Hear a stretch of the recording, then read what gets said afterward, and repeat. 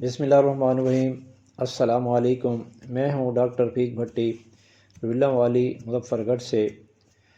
جیسا کہ آپ لوگوں کو معلوم ہے کہ میں ہیلتھ سے متعلقہ چھوٹے چھوٹے کلپس بنا کر آپ لوگوں کی خدمت پیش کرتا رہتا ہوں، تو تاکہ عام پبلک میں بیماریوں کے متعلق بچاؤ سے متعلق طریقے آگاہی ہو اور وہ ان پر عمل کر کے مختلف بیماریوں سے محفوظ رہ سکیں۔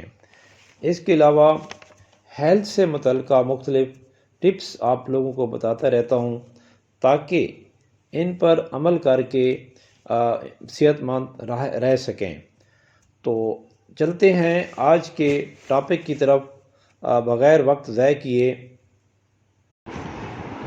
آج کا ٹاپک یہ ہے کہ نسوار کیا ہے، کیسے بنتی ہے، اس کے کیا نقصانات ہیں۔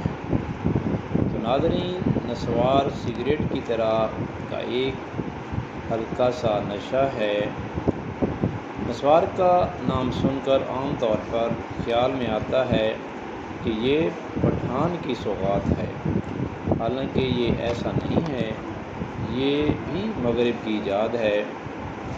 اس کو بنانے کے لیے تمباکو کے پتے خشک کر کے گرائنڈ کر لیا جاتا ہے، پیس لیا جاتا ہے، اور مختلف قسم کے کیمیکلز مثلاً چونا، کیلشیم کاربونیٹ جس کو کہتے ہیں، راک اور مختلف دوسرے کیمیکلز، الائچی وغیرہ، اس میں مختلف مقدار میں مکس کر کے مختلف نسوار تیار کیے جاتے ہیں۔ تو مختلف قسم کے نسوار دستیاب ہوتے ہیں، سبز رنگ کا نسوار، کالا نسوار، الائچی والا نسوار، فلٹر والا، پاؤڈر والا، اور اس طرح کے بہت سے اور نسوار۔ عام طور پر سونگھنے سے یہ ایک بدبودار چیز ہے۔ پہلی دفعہ اس کو لینے سے عام طور پر الٹیاں آ جاتی ہیں، لیکن پھر بھی لوگ اس کو استعمال کر کے عادی بن جاتے ہیں۔ عام طور پر جہاں تک نسوار کے نقصانات کا تعلق ہے تو یہ وہی چیز ہی ہے جیسے کہ اسموکنگ ہے، اسی طرح یہ بھی اسی طرح کے نقصانات ہیں۔ فرق صرف یہ ہے کہ اسموکنگ میں تمباکو کو جلا کر اندر لیا جاتا ہے سانس کے ذریعے پھیپھڑوں تک، اور وہاں سے خون میں شامل ہو جاتی ہیں اور اس کے اجزاء۔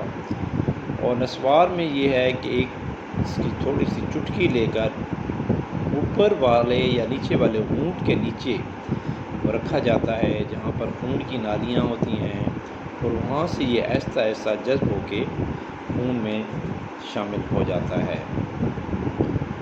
تو اس کے اندر جو نیکوٹین ہے تو یہ یہاں سے جذب ہو کر خون میں شامل ہو جاتا ہے۔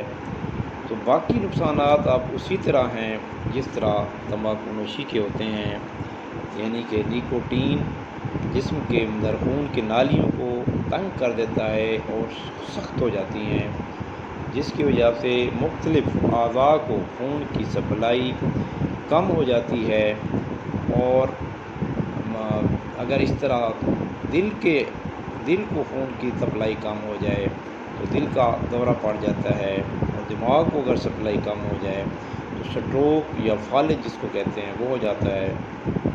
اس کے علاوہ مختلف اعضاء کے کینسر جیسے منہ کا کینسر، دانت کا کینسر، غذا کی نالی کا کینسر، پھیپھڑوں کا کینسر، جگر اور گردے اور مثانے کا کینسر بھی یہ استعمال کرنے سے ہو جاتا ہے۔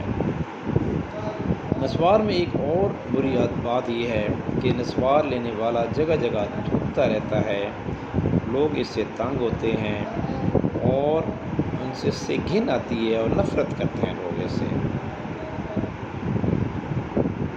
تو امید ہے کہ ایک دفعہ جو نسوار کا عادی ہو جائے تو پھر یہ اس سے نہیں چھوٹتی اور یہ اس میں ہمیشہ کے لیے گرفتار رہتا ہے۔ تو امید ہے ناظرین آپ کو نسوار کے بارے میں کافی علم ہو گیا ہوگا۔